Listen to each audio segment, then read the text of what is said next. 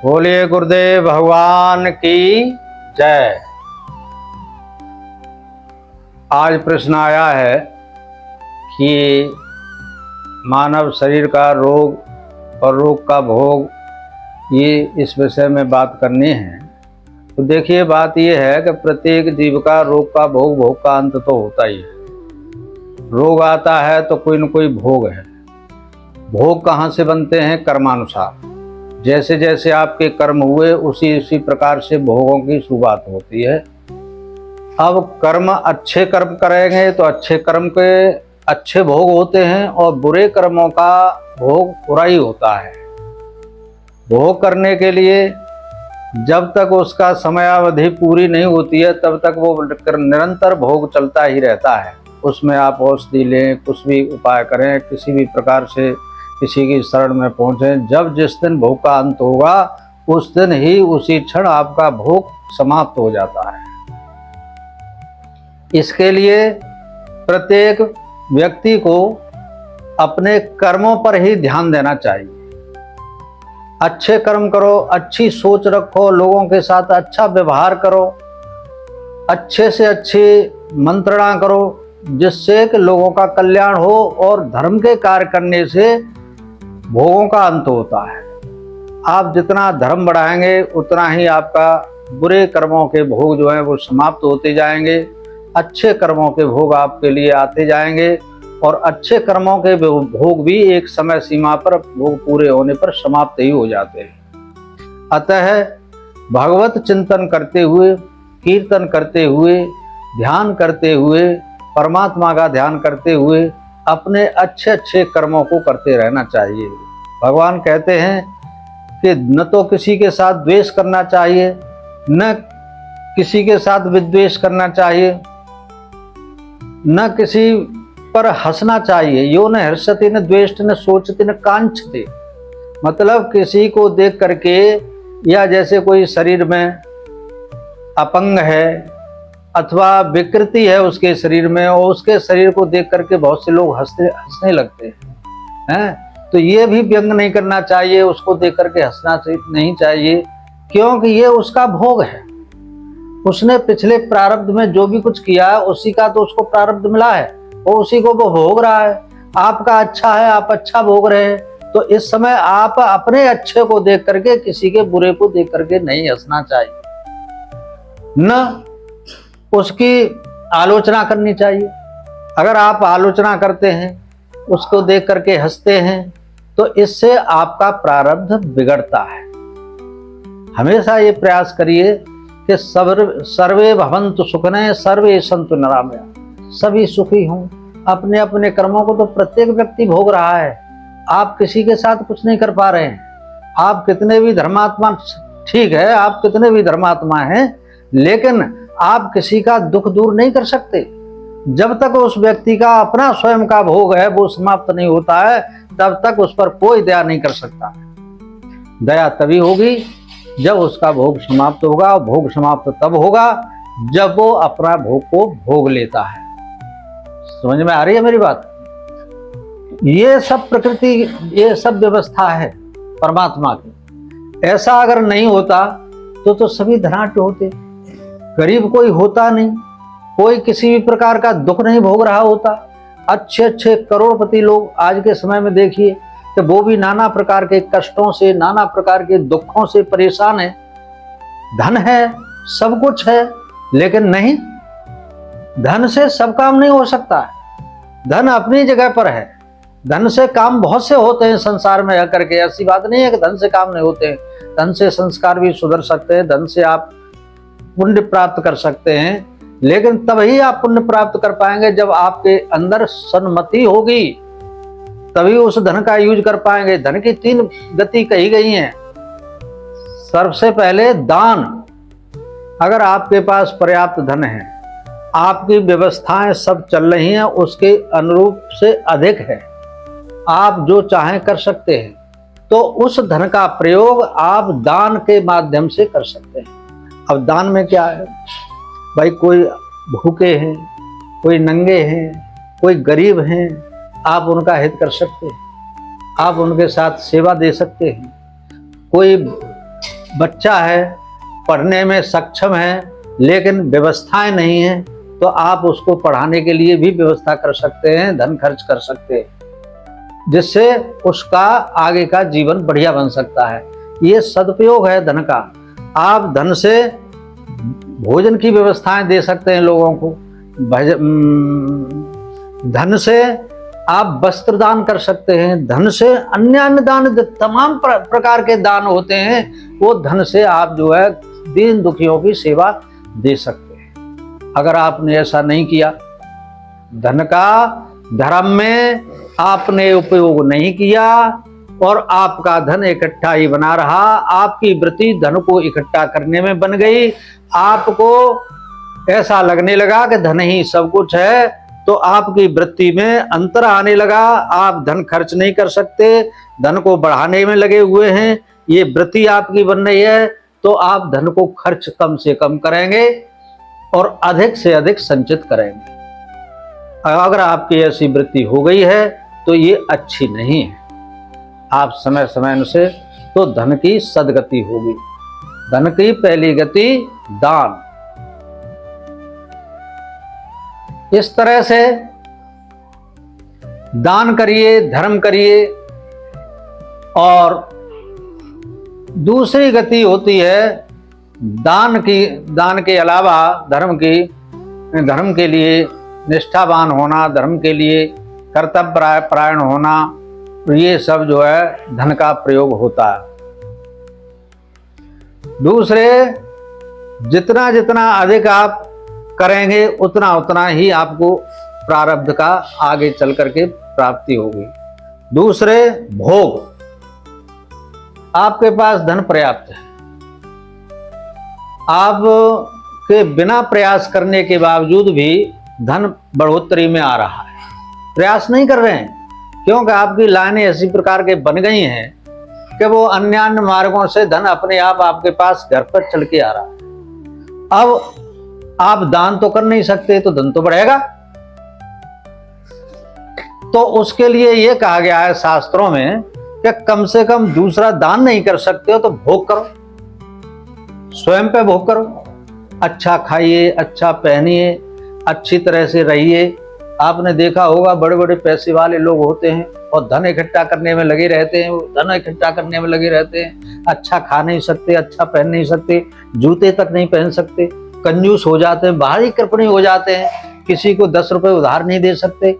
ये सोचते हैं कि मारा जाएगा, कि ये देगा नहीं लौट करके, कहाँ से देगा। धन दूसरे की मदद में देने से पहले नाना प्रकार के उनके अंदर ये प्रश्न आ जाते हैं कि अगर हम इसका काम चला भी दें तो ये कल को हमारा देगा कैसे। अब देगा नहीं, आपके अंदर में उसका सुझाव नहीं आता है तो आप उससे मना कर देते हैं। वो आपके पास पर्याप्त धन है, तो उस धन का क्या मतलब है। आप भोग भी नहीं कर सकते, दान भी नहीं कर सकते, तो फिर तीसरी गति धन की बनती है नाश। ऐसा धन जो लोग इकट्ठा कर लेते हैं और कर्मानुसार, धर्मानुसार न दान करते हैं न भोग करते हैं, तो वो धन उनका इकट्ठा हुआ ही एक दिन नाश को प्राप्त होता है। उस धन को ऐसे लोग खाएंगे। सूम का धन शैतान खाता है, इसी प्रकार से उस धन का कोई यूज नहीं होगा। वो धन जहाँ जहाँ रहेगा वहाँ नाश करेगा।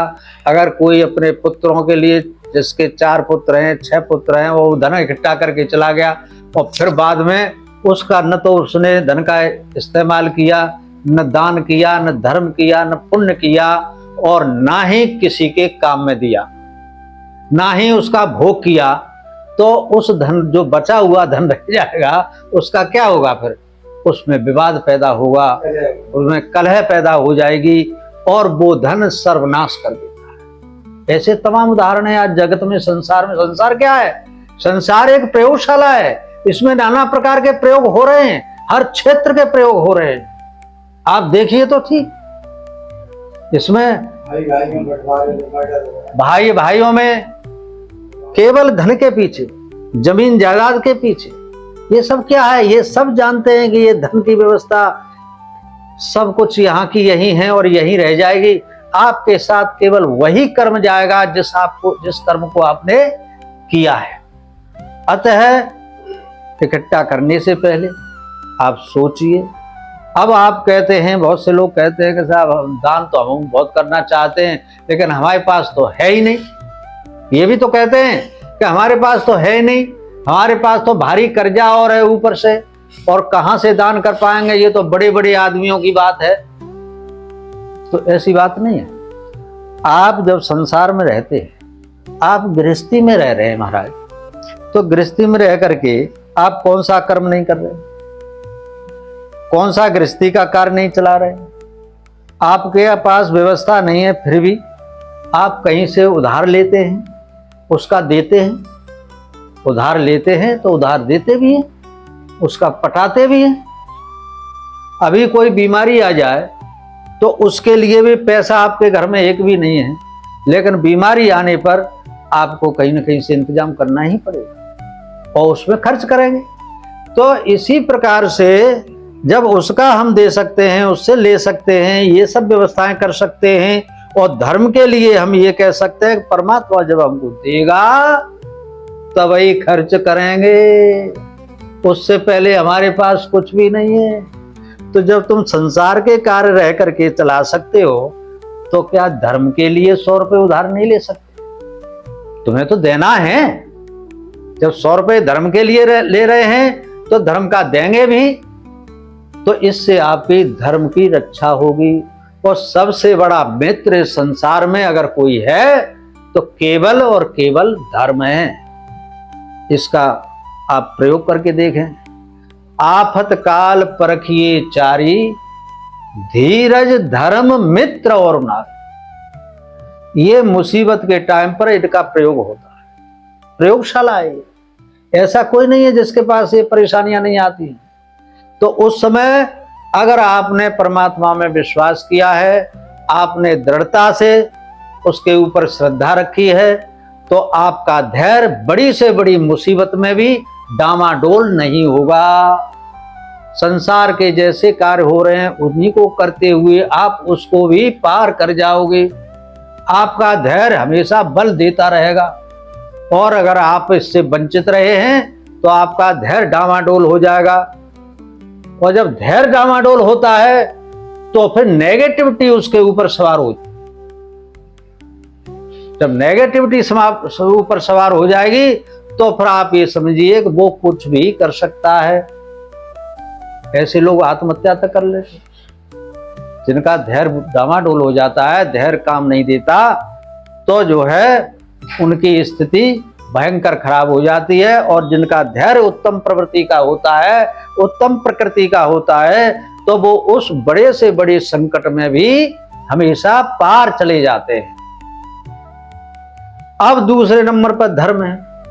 आपके मुसीबत के समय में, आपके संकट की घड़ी में आपका कोई साथ नहीं दे रहा, आपका परिवार आपके साथ नहीं, आपके रिश्तेदार आपके साथ नहीं, आपके मित्र बंधु आपके साथ नहीं, कोई नहीं।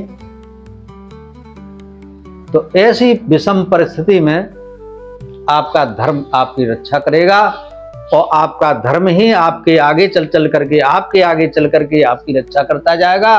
और आपके सामने से वो संकट ऐसे दूर हो जाएगा जैसे कुछ समय बाद आप ये महसूस करेंगे कि संकट आया ही नहीं, वो आया था तो कैसे पार हो गया।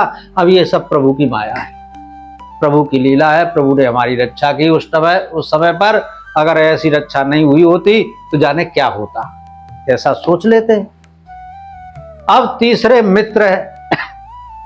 आजकल मित्र तो तमाम हो जाते हैं, सभी मित्र ही हैं। अभी आप उन मित्रों के कार्य में आते रहें, उनके कार्य करते रहें, बड़े प्रसन्न हैं, बड़े अच्छे मित्र हैं। लेकिन आपके ऊपर कोई आपदा ऐसी आ गई, मुसीबत ऐसी आ गई जो असहनीय है, उस समय कष्टदायक है, और उस समय आपके मित्र आपके पास ढूंढने से भी नहीं मिल रहे हैं। आप मित्र को बुला रहे हैं तब भी नहीं आ रहे हैं।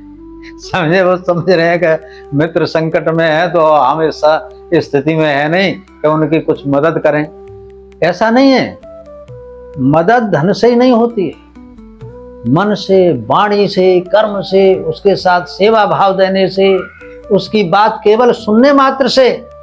अरे कोई जैसे दुखी है, परेशान है, अगर उसके अंतःकरण की बात को अगर आप मन से सुन लेते हैं तो उससे भी उसका मन हल्का हो जाता है। जैसे अधिक संकट आने पर अपनी बात को किसी के सामने रखें तो उसी के सामने रख सकते हैं जो सुन सकता है। अब वो कुछ नहीं करेगा तो थोड़ा बहुत तो समाधान देगा ही, ज्यादा नहीं कहेगा तो ये तो कहेगा कि थोड़े बहुत दिन की बात है, सब बढ़िया हो जाएगा, सब ठीक हो जाएगा, चिंता मत करिए, परमात्मा सब करेगा, परमात्मा की लीला है, परेशान मत। तो अगर ऐसा भी वो आश्वासन देता है तो भी उसके मन को शांति मिलेगी। और इन विषम परिस्थितियों में वो न तो आपका धन से सहयोग करता है, न मन से सहयोग करता है, ऊपर से वही मित्र आपका, जिस मित्र के साथ में आपने दिन रात सेवा की, उसको अपना समझा, और आज वही मित्र आपके साथ में ये समझ रहा है कि ये पता नहीं क्या चैंप लग गया है और इससे तो दूर ही रहें सो बढ़िया है। तो ऐसे मित्र का परीक्षा भी उसी समय पे होती है। अगर आपके पास संकट नहीं आएगा, आपके पास परेशानियां नहीं आएंगी, तो आप कैसे परख कर पाएंगे? आप परख नहीं कर सकते हैं कि कैसे। तो इसलिए उस समय भी मित्रता देखी जाती है। समय शत्रु च मित्रे च तथा मानापमानयोः समय शीतोष्ण सुख दुखेषु समय संग विवर्जित है। भगवान कृष्ण का गीता में अध्याय 12 श्लोक 18 यही बात कही है। तो ये सब भक्ति के लक्षण बताए गए हैं, भगवत गीता में भी कहा गया है। अतः उस समय भी मित्र की परीक्षा होती है। अगर मित्र उस समय आपके काम नहीं आया तो काय का मित्र है? काय का मित्र? कुछ नहीं। तीसरे, धर्मपत्नी नारी, आपके पास ऊपर कष्ट आया, आपके पास परेशानी आ गई, आपका भोग है, तो सबके पास आते हैं, कोई आप विशेष तो है नहीं। और विशेष से विशेष भी होते हैं, उनके पास भी आते हैं। बड़े बड़े सिद्ध पुरुष होते हैं, उनके पास भी संकट आते हैं। ऐसा कोई बताइए जिसके पास संकट नहीं। ऐसा कोई घर बता दीजिए जिस घर में कभी मृत्यु नहीं हुई हो। ये जो अकाट्य हैं, जो सत्य हैं, इन सत्य को कभी झुटलाया नहीं जा सकता। ऐसे ही बड़े बड़े हाई लेवल के लोग हैं, उनके पास भी संकट आते हैं, संकट की घड़ी आती है, तो उनके साथ भी नाना प्रकार की समस्याओं का समूह आकर के गिरता है, तो वो भी विचलित होते हैं। ऐसे ही धर्म पत्नी है, वो अगर आपके धर्म के संकट के समय में आपके साथ न दे करके वो भी अलगाव हो और ये कह दे तुम्हारी तो यही स्थिति रही हमेशा और हम कब तक तुम्हारे साथ झेलेंगे, हम तुम्हारे साथ नहीं झेल सकते हैं। और ऐसी विषम परिस्थिति में भी पत्नी भी साथ छोड़ जाए तो वो भी पत्नी की परीक्षा है। ये परीक्षा काल जो चलता है ये केवल और केवल संकट के समय में ही चलता है। संकट अगर आप पर नहीं आया, आप हमेशा खुशी बहाली से रहे, आप हमेशा प्रसन्न चित्त रहे, आपके लोग मदद करते रहे और आपने दुख क्या होता है नहीं जाना, तो आप अपने ऐसे लोगों की परीक्षा नहीं जान सकते, जान ही नहीं पाएंगे।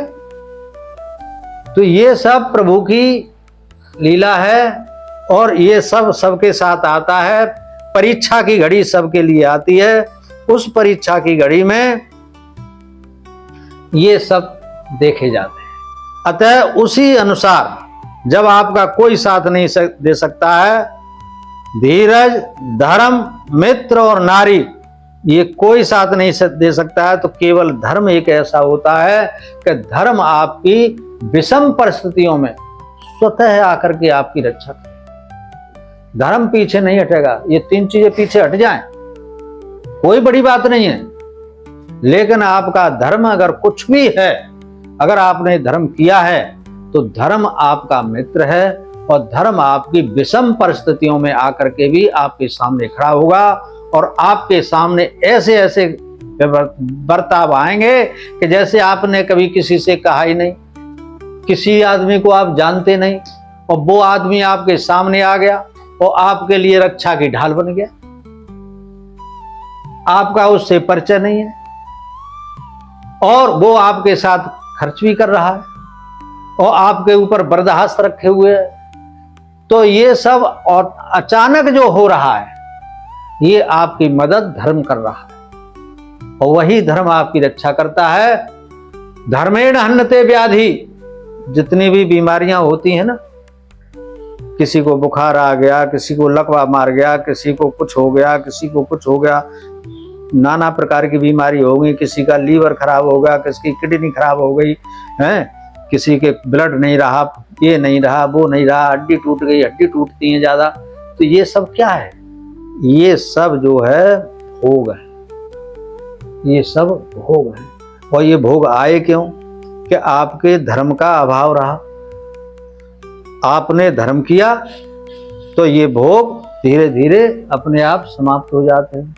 धर्मेण हन्यते व्याधि, आप औषधि नहीं लेते हैं, बहुत से लोग हैं ऐसे औषधि नहीं लेते हैं, लेकिन धर्मेण हन्यते व्याधि, वो धर्म से व्याधि बीमारियां दूर हो जाती हैं। केवल मात्र धर्म करने से ही वो बीमारियां दूर होती हैं। आपने देखा होगा कि बहुत से लोग जब जब बीमार होते हैं और घर वाले परिवार वाले ये समझ लेते हैं कि अब ये 1 दिन 2 दिन 4 दिन 10 दिन के और संपन्न हैं, तो उनके पास जो है रुपयों की गड्डी रख देते कि जो भी आए, तुम्हारे मान्य आए, आपका भांजा आए, गुरु आए, पंडित आए, जो भी आए, उनको अपने हाथ से देना शुरू कर दो।